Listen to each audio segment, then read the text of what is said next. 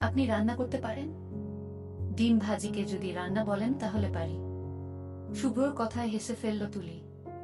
খুব মোটা লেন্সের চশমা পরা আমাদের গল্পের নায়ক শুভ্র ভাবছে তুলি নামের মেয়েটা ওর এই কথায় হাসল কেন। হেসেছি আপনার কথা বলার ধরনে। মুখে হাসি নিয়ে শুভ্রকে চমকে দিয়ে বলল তুলি, আমি খুব ভালো রান্না করতে পারি। আমি বাড়ির মেঝো মেয়ে তো।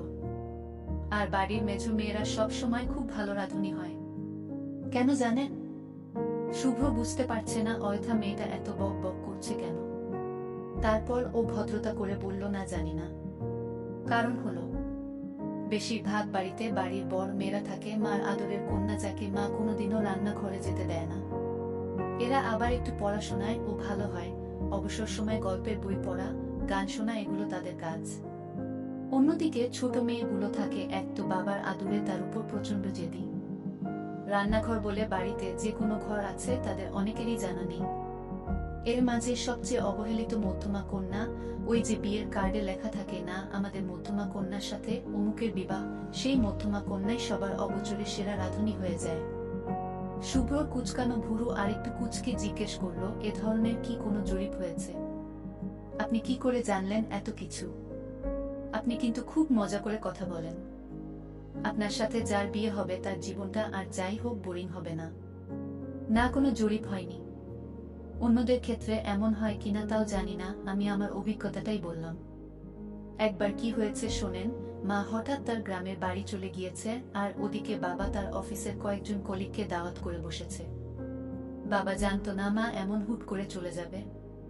হয়তো বাবা এমন হুটহাট মানুষ দাওয়াত দেয় বলেও মা রাগ করে চলে যেতে পারে।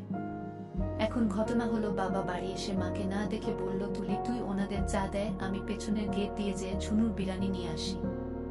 আমি বললাম, বাবা ঝুনুর বিরিয়ানি আনা লাগবে না, বাসায় তুলির বিরিয়ানি আছে, সেটাই গরম করে দিয়ে দিই। বাবা হাফ ছেড়ে বাঁচলেন। সেদিন তুলির বিরিয়ানি খেয়ে বাবার কলিগরা এত মজা পেয়েছিলেন, শেষে বাবা এসে আমাকে জিজ্ঞেস করলেন, মা তুলির বিরিয়ানির ঠিকানাটা একটু দেয়, আমার কলিগরা অনেক করে যাচ্ছে। দোকানের বিরিয়ানি আনিয়েছি বলে ওনারা কিছুই মনে করেননি, উল্টো তুলির বিরিয়ানি খেয়ে খুব খুশি হয়েছেন। আমি কয়েকটা ছোট ছোট কাগজে লিখলাম তুলির বিরিয়ানি ঘর, নিচে আমাদের ঠিকানা। বাবা ভালো করে না দেখেই কাগজগুলো তার কলিগদের দিয়ে দিলেন। এবার বুঝতে পেরেছেন শুভ্র সাহেব আমি কত অবহেলিত মধ্যমা কন্যা। শুভ্রর মনটা খারাপ হয়ে গেল। তুলি মেয়েটাকে ওর একদমই পছন্দ হয়নি, কিন্তু কেমন যেন মায়া লাগছে। মেয়েটার ভেতরে চাপা কষ্ট আছে বলে মনে হচ্ছে। যখন মানুষের ভেতর কথার আগ্নেয়গিরি থাকে তখনই এমন অগ্নুৎপাত হয়। তাও সবসময় না, হঠাৎ কোনো পরিবেশে অচেনা কোনো মানুষের সামনে এসে তার কথার লাভা ছড়িয়ে দেয়। শুভ্র আধা ঘন্টা যাবত এই মেয়ের সামনে বসে আছে, তাতেই তার কথা লাভায় শুভ্রর মাইগ্রেনের ব্যথা শুরু হয়ে গিয়েছে। এই মেয়ের সাথে সারা জীবন সংসার করতে গেলে তো শুভ্রর পার্মানেন্ট মাইগ্রেন হয়ে যাবে। তারপর একসময় তীব্র ব্যথায় ব্লেড দিয়ে কপালে আঁচ কাটতে লাগবে। শুভ্রর এক মামার এমন সিরিয়াস মাইগ্রেন পেইন উঠত যে টিকতে না পেরে বেচারা ব্লেড দিয়ে কপাল কাটত। আমি কথা বলে বলে আপনার মাথা ধরিয়ে দিয়েছি তাই না? আসলে হয়েছে কি, আমি কথা বলার তেমন সুযোগ পাই না তো, তাই আমার ভেতরটার কথা ঘুমন্ত আগ্নেয়গিরি হয়ে আছে। মাঝে মাঝে হঠাৎ জেগে উঠে কথার অগ্নুৎপাত হয়ে যায়। আমি রিয়েলি সরি। একটা প্যারাসিটামল খাবেন? আমার ব্যাগে আছে। নাকি টাইগার বাম দিব? টাইগার বাম মাথা ব্যথার জন্য বেস্ট। শুভ্র রীতিমতো ঘাবড়ে গেল। এই মেয়ের তো অন্তঃচক্ষু আছে। ওর ছোট চাচা একজন সাইকিয়াট্রিস্ট, অবসর সময় মানব চরিত্রের বিচিত্র দিক নিয়ে গবেষণা করা ওনার হবি। সেই ছোট চাচাই একবার বলেছিলেন, জানিস শুভ্র, কিছু মানুষ আছে যাদের অন্তঃচক্ষু থাকে, যা দিয়ে তারা মানুষের অন্তরের কথা পড়তে পারে। সবারটা পারে না, যাদের অন্তর পরিষ্কার তাদেরটা পারে। এটা একটা গুণ বলতে পারিস, আবার কারো কারো ক্ষেত্রে ভয়াবহ অভিশাপও। ছোট চাচাকে এই ব্যাপারটা নিয়ে আরো কিছু জিজ্ঞেস করতে হবে।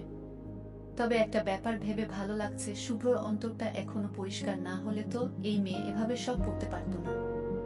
শোনেন শুভ্র সাহেব, আপনাকে একটা কথা বলি। আমি জানি আপনার আমাকে পছন্দ হয়নি, আর এটা জানার জন্য অন্তঃচক্ষু থাকতে হয় না, এটা এমনিতেই বোঝা যায়। মানে সব মেয়েরাই বুঝতে পারে যে সামনের ছেলেটা তাকে পছন্দ করেছে কি করেনি। এখন কথা হচ্ছে আপনি বুঝতে পারছেন না আপনি আমাকে না কিভাবে করবেন, তাই তো? আপনার আমাকে না করতে খুব মায়া লাগছে, বাড়িতে সবার অবহেলিত এমন একটা মেয়েকে আপনি না করবেন কি করে? বিশ্বাস করেন, আমি আবারও বলছি, আপনার সাথে যে মেয়ের বিয়ে হবে সে খুবই ভাগ্যবতী হবে, কারণ আপনার ভেতরটা মায়ায় ভরা। এখন আপনাকে আমি আসল ঘটনা বলি। আমি একজনকে তীব্রভাবে ভালোবাসি। সেই একজনটা আর কেউ না, আমাদেরই বাড়িতে থাকে, আমার মার দুঃসম্পর্কের এক ভাই। দূরের হলেও সম্পর্কে উনি আমার মামা হন। আর আরো বড় সমস্যা হলো, আমার মনে হয় আমার সেই মামা আমার না, আমার ছোট বোনের প্রেমে তলিয়ে গেছে। একটা ব্যাপার খেয়াল করেছেন? আমি কিন্তু বলিনি হাবু ডুবু খাচ্ছে। মানুষ হাবু ডুবু খেলে তার একটা বাঁচার সম্ভাবনা থাকে, তলিয়ে গেলে একেবারেই শেষ। আর আমার ব্যাপারটাও তাই, আমিও ওনার প্রেমে তলিয়ে গেছি বলা যায়। আমাদের কারোরই বাঁচার কোনো চান্স নেই। তাই আপনার আর শুধু শুধু কষ্ট পেতে হবে না। আপনি নির্দ্বিধায় না বলে দিতে পারেন। চাইনিজ রেস্টুরেন্ট থেকে বের হতেই শুভ্র বলল, তুলি আপনি কিভাবে যাবেন? আপনি যান, আপনাকে চিন্তা করতে হবে না, আমি একটা রিক্সা নিয়ে নিব। শুভ্র ঠিক ওর নামের মতোই সাদা একটা গাড়িতে উঠে চলে গেল। তুলিও বাড়ির দিকে হাঁটা দিল। এখন বাজে 7টা, ঠিকঠাক মতো হাঁটলে 9টার মধ্যে ও বাড়ি পৌঁছে যেতে পারবে। আর ও কয়টায় বাড়ি গেল কি গেল না সেটা নিয়ে মাথা ঘামানোর কেউ নেই বাড়িতে। মা গিয়েছেন উপরের তলায় আন্টির বাসায় আড্ডা দিতে, 10টার আগে আসবেন না। আর বাবা বসার ঘরে বসে দারোয়ান করিম চাচার সাথে দাবা খেলছেন। দাবা খেলার সময় যদি ভূমিকম্প হয় তাতেও বাবার মনোযোগ সরানো যাবে না। আর তাদের কারো মনে হয় মনেও নেই আজ তুলির শুভ্রর সাথে দেখা করার কথা। শুভ্র সম্বন্ধের কথা উপর তলার আন্টি বলেছিলেন। তাই শুধু শুধু আর অটোর টাকাটা খরচ করে কি লাভ? বরং হেঁটে হেঁটে এটা সেটা ভাবতে ভাবতে যাওয়া যাবে। রাত 8:45টার দিকে তুলি যখন বাড়িতে এসে পৌঁছালো, ওকে অবাক করে দিয়ে গেটের সামনে থেকে দৌড়ে এসে মা ওকে জড়িয়ে ধরল। বাবাও দাবা খেলা থেকে উঠে এসেছেন। কি ব্যাপার, ভূমিকম্পের থেকে ভয়াবহ কিছু হলো না তো? উপরতলার আন্টি বললেন, তুলি তুই কি জাদু করেছিস? মন্ত্রী সাহেবের ছেলে শুভ্র ওর মাকে যেয়ে বলেছে ও বিয়ে করলে তোকেই করবে, না হলে আর কাউকে করবে না। হ্যালো, আমি কি শুভ্র সাহেবের সাথে কথা বলতে পারি? জি বলেন। শুভ্র সাহেব, আমি তুলি। কোন তুলি? ও আচ্ছা, তুলির বিরিয়ানি ঘরের তুলি। জি শুভ্র সাহেব, আপনাকে আমার কিছু জরুরি কথা বলার আছে। আপনি কি আমার সাথে একটু দেখা করতে পারবেন? যতক্ষণ আপনি আমাকে শুভ্র সাহেব বলবেন ততক্ষণ পর্যন্ত পারবো না। শুভ্র বললে, চেষ্টা করে দেখতে পারি। শুভ্র, পুরো বাক্যটা বলুন। শুভ্র, আপনি কি আমার সাথে একটু দেখা করতে পারবেন? অবশ্যই, এখন আসব। না এখন না। বাড়িতে না, আপনি আপনার মোবাইল নম্বরটা বলেন, আমি জায়গা সময় মেসেজ করে দেব। তুলি, আর কতক্ষণ? তোর আন্টি বলেছে তৈরি হয়ে থাকতে তোর জন্য ভালো কিছু ডিজাইনার সালোয়ার কামিজ কিনে দিবে। মন্ত্রী সাহেবের স্ত্রী খুবই স্টাইলিশ মহিলা। ওনাদের বাসার কাজের লোকেরাও নাকি খুব পরিপাটি থাকে। সামনের কয়েকটা দিন অত্যন্ত গুরুত্বপূর্ণ, ছেলে পছন্দ করলেই তো আর সব হয় না। ছেলের বাবা মার পছন্দ করাটাও জরুরি। বিয়ে তো আর দুটো মানুষের মধ্যে হয় না, দুটো পরিবারের মধ্যেও হয়। মা, তুমি একটু বকবক বন্ধ করবে? আমাকে যা করতে বলছো তাই তো করছি। কিন্তু তোমার কি মনে হচ্ছে না এরকম অসম সম্পর্ক করাটা ঠিক নয়? বিয়ে যেমন দুই পরিবারের মধ্যে হয়, তেমনি পরিবার দুটি বরাবরের হলে ভালো। আকাশ আর পাতালের মধ্যে কি ব্রিজ তৈরি করা যায়? চুপ থাকতো, এত কথা বলিস না। আমরা তো আর ওনাদের জোট করিনি।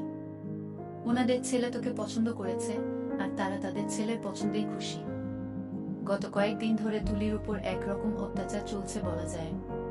মা তুলির খেয়াল করে না বলে এতদিন যে কষ্ট পেত সেটা লাখ গুণ ভালো ছিল মার অতি খেয়াল আর যত্ন থেকে।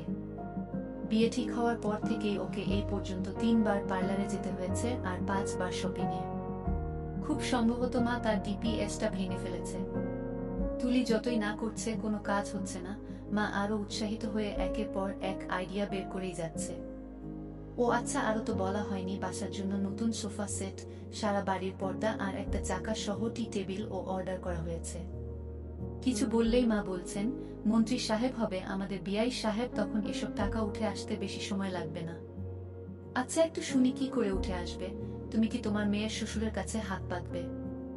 আরে কি বলিস না, তোর মাথার কোনো ঠিক নেই। শোন, গতকালই তো গলির মুখে মুখলেস সাহেব, ওই যে মুহুজার বাবা তোদের স্কুলে যে পড়তো, উনি আমাকে থামালেন, বলেন কিনা, ভাবি শুনলাম আপনি নাকি মন্ত্রী সাহেবের বিয়াই হচ্ছেন। শুনে কি আনন্দ হলো।